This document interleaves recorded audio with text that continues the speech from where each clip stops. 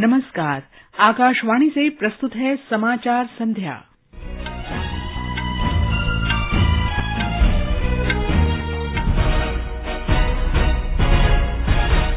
भारत की अध्यक्षता में G20 की विदेश मंत्रियों की 2 दिन की बैठक नई दिल्ली में शुरू।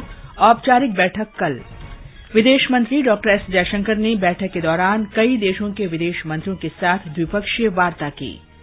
भारत का G20 देशों से भगोड़े आर्थिक अपराधियों के तेजी से प्रत्यर्पण और संपत्ति की वसूली के लिए बहुपक्षीय कार्रवाई का आह्वान। प्रधानमंत्री नरेंद्र मोदी कल नई दिल्ली में भू राजनीति और भू सामरिक विषय पर भारत के प्रमुख सम्मेलन रायसीना डायलॉग का उद्घाटन करेंगे। त्रिपुरा, नागालैंड और मेघालय विधानसभा चुनाव की कल होने वाली मतगणना की तैयारियां पूरी और इंदौर में बॉर्डर गावस्कर ट्रॉफी के तीसरे क्रिकेट टेस्ट मैच के पहले दिन ऑस्ट्रेलिया ने भारत पर पहली पारी में 47 रन की बढ़त ली।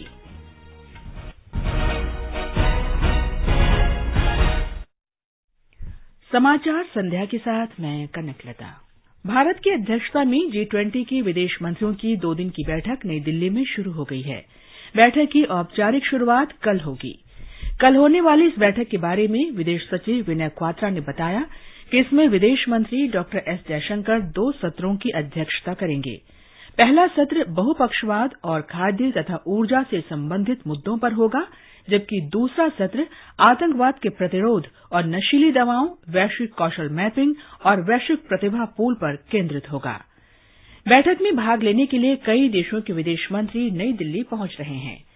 विदेश मंत्री डॉक्टर एस जयशंकर ने G20 बैठक के सिलसिले में आए कई देशों के विदेश मंत्रियों से आज आपसी हित के विभिन्न मुद्दों और वैश्विक एजेंडा पर विचार विमर्श किया। विदेश मंत्री ने ब्रिटेन के विदेश मंत्री जेम्स क्लेवर्ली के साथ बैठक में दोनों देशों के बीच पिछले विचार विमर्श के बाद हुई प्रगति की समीक्षा की। दोनों नेताओं ने युवा प्रोफेशनल योजना शुरू किए जाने की विशेष चर्चा की। डॉक्टर जयशंकर ने रूस के विदेश मंत्री सर्गेई लावरोव से व्यापक विचार विमर्श में द्विपक्षीय सहयोग तथा G20 से जुड़े मुद्दों पर चर्चा की। नाइजीरिया के विदेश मंत्री जेफरी ओनयमा से हुई बैठक में डॉक्टर जयशंकर ने विश्व के गरीब देशों और अफ्रीकी संघ के हितों के प्रति भारत की वचनबद्धता पर जोर दिया। डॉक्टर जयशंकर ने यूरोपीय संघ के विदेशी मामलों और सुरक्षा नीति प्रतिनिधि जोसेफ बोरेल फोंटेलेस से भी मुलाकात की। उनकी बातचीत मुख्य रूप से G20 एजेंडे और यूक्रेन संघर्ष पर केंद्रित रही। विदेश मंत्री ने मैक्सिको के विदेश मंत्री मार्सेलो एब्रार्ड के साथ बातचीत में मजबूत आपसी सहयोग जारी रखने पर जोर दिया और G20 एजेंडे पर विचार किया। अर्जेंटीना के विदेश मंत्री सैंटियागो कैफेरो से मुलाकात में डॉक्टर जयशंकर ने कहा कि दोनों देशों के बीच व्यापार में उल्लेखनीय विस्तार हुआ है और परमाणु भागीदारी से दोनों देश लाभान्वित हुए हैं। दक्षिण अफ्रीका के भारत की जैविक विविधता में सहयोग के लिए चीते भेजने पर डॉक्टर जयशंकर ने वहां के विदेश मंत्री नलेदी पंडोर के प्रति आभार व्यक्त किया। भारत ने G20 संगठन के सदस्य देशों का आह्वान किया है कि वे आर्थिक भ्रष्टाचार में शामिल भगोड़ों का तेजी से प्रत्यर्पण करें और उनकी संपत्तियां जहां भी हो उसे जब्त किया जाए। गुरुग्राम में आज G20 देशों के भ्रष्टाचार विरोधी कार्यसमूह की बैठक की अध्यक्षता करते हुए कार्मिक, लोक शिकायत और पेंशन राज्य मंत्री डॉक्टर जितेंद्र सिंह ने कहा कि आर्थिक मामलों के दोषियों के खिलाफ कार्रवाई न होने की स्थिति में देश को विभिन्न प्रकार की समस्याओं से जूझना पड़ता है। उन्होंने कहा कि इस प्रकार की घटनाओं का संसाधनों के उचित इस्तेमाल नागरिकों की जीवन शैली, आर्थिक विकास और शासन पर बुरा प्रभाव पड़ता है। इसमें सबसे अधिक नुकसान गरीबों और समाज के पिछड़े वर्गों को होता है। डॉक्टर सिंह ने कहा कि इस समस्या के समाधान के लिए भारत ने विशेष कानून बनाए हैं। G20 सम्मेलन के प्रतिनिधिमंडलों को संबोधित करते हुए डॉक्टर सिंह ने कहा कि देश और विदेश में अपराध के माध्यम से प्राप्त आय को तेजी से जब्त करने की व्यवस्था को चुस्त दुरुस्त किया जाए।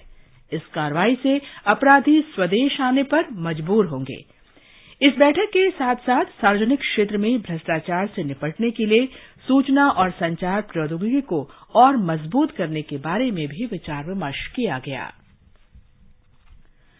सरकार ने लार्सन एंड टोब्रो से 3,100 करोड़ रुपए मूल्य के 3 कैडेट प्रशिक्षण जहाज खरीदने के समझौते पर हस्ताक्षर करने की अनुमति दे दी है। रक्षा मंत्रालय के अनुसार देश में ही निर्मित और विकसित इन जहाजों की पहली खेप 2026 में मिलेगी। सरकार ने भारतीय वायुसेना के लिए हिंदुस्तान एरोनॉटिक्स लिमिटेड HAL से 6,828 करोड़ रुपए से अधिक लागत के 70 HTT-40 बेसिक ट्रेनर विमान खरीदने की स्वीकृति दे दी है। ये विमान 6 वर्ष के भीतर सप्लाई किए जाएंगे और इनसे नए पायलटों के लिए बेसिक प्रशिक्षण विमानों की कमी पूरी हो सकेगी। ये समाचार हमारी वेबसाइट newsonair.com/hindi और हमारे mobile app news on AIR पर भी उपलब्ध हैं।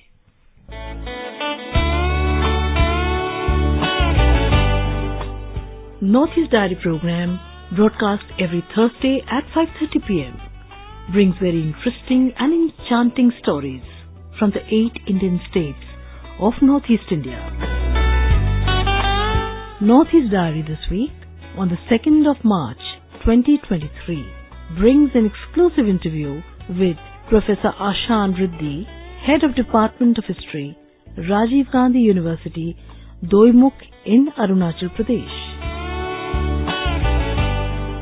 Looking forward to seeing you there.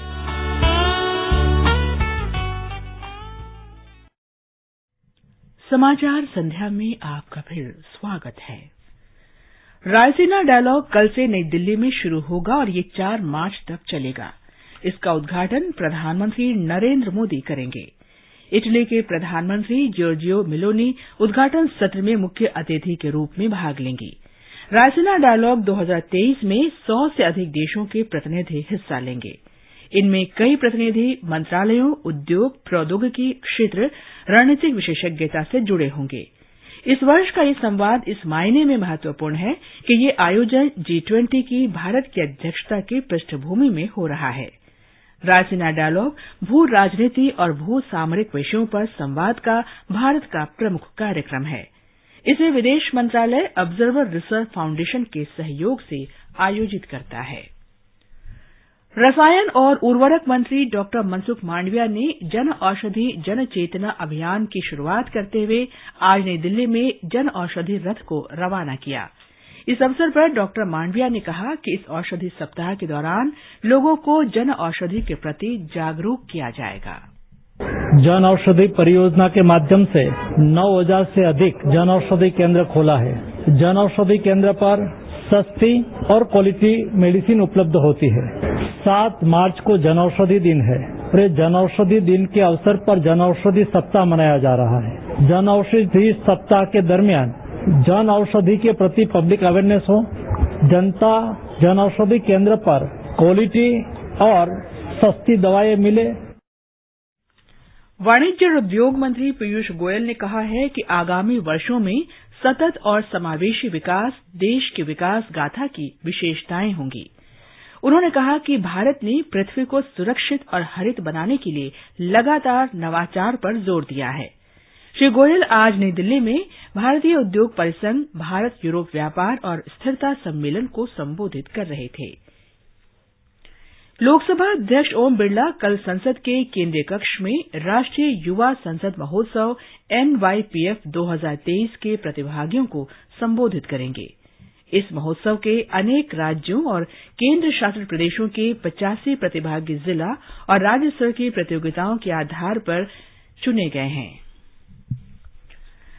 Assam सरकार वैश्विक स्तर पर परंपरागत औषधियों को प्रोत्साहन देने के उद्देश्य से कल गुवाहाटी में शंघाई सहयोग संगठन SCO के अंतर्गत परंपरागत औषधियों के बारे में B2B वैश्विक सम्मेलन और एक्सपो आयोजित करेगी। केंद्रीय बंदरगाह, जहाजरानी और जलमार्ग तथा आयुष मंत्री सर्बानंद सोनोवाल ने आज मीडिया को ये जानकारी देते हुए बताया कि 4 दिन के सम्मेलन में 13 सदस्य देशों के 150 से अधिक प्रतिनिधि भाग लेंगे। कृषि और किसान कल्याण मंत्री नरेंद्र सिंह तोमर कल नई दिल्ली में पूसा कृषि विज्ञान मेले का उद्घाटन करेंगे। 3 दिवसीय मेला श्री अन्न के साथ पोषण, भोजन और पर्यावरण संरक्षण विषय पर आयोजित किया जा रहा है। इस कार्यक्रम में श्री अन्न आधारित मूल्य श्रृंखला, स्मार्ट फार्मिंग मॉडल, सतत कृषि और किसान उत्पादक संगठनों के विकास सहित कृषि में महत्वपूर्ण और समसामयिक मुद्दों पर तकनीकी सत्र आयोजित किए जाएंगे। त्रिपुरा, मेघालय और नागालैंड में मतगणना की सभी तैयारियां पूरी कर ली गई हैं। मतों की गिनती कल सुबह 8 बजे शुरू हो जाएगी। मतगणना केंद्रों के आसपास 3 स्तरीय सुरक्षा व्यवस्था की गई है। हमारे त्रिपुरा संवाददाता की एक रिपोर्ट। मतगणना राज्य भर के 21 मतगणना केंद्रों पर होगी, जिसमें 259 उम्मीदवारों के भाग्य का फैसला होगा। प्रमुख उम्मीदवारों में भाजपा के वरिष्ठ नेता और वर्तमान मुख्यमंत्री डॉक्टर मानिक साह, उप मुख्यमंत्री जिष्णु देव वर्मन सहित अन्य नेता शामिल है। शांति बनाए रखने के लिए चुनाव आयोग ने 3,300 से अधिक मतदान केंद्रों पर शांति बैठकें की, जिनमें लगभग 3.5 लाख लोगों ने भाग लिया। कुणाल शिंदे, आकाशवाणी समाचार, अगरतला। नागालैंड से हमारे कोहिमा संवाददाता ने बताया है कि मतगणना कराने के लिए आवश्यक प्रबंध कर लिए गए हैं। एनडीपी नेता और मौजूदा मुख्यमंत्री नेफ्यू रियो, उप मुख्यमंत्री वाई पाटन, प्रदेश भाजपा के अध्यक्ष तेमजा इमना अलोंग, पूर्व मुख्यमंत्री टीआर जेलियांग, कांग्रेस नेता के थेरी और रोजी थॉमसन, एनपीएफ नेता खुजोलुजो नीनू और असुम्बेबो किकन सहित कई वरिष्ठ नेताओं का राजनीतिक फैसला होगा। इस चुनाव में कुल मिलाकर 183 उम्मीदवार है, जिनमें से 4 महिलाएं हैं।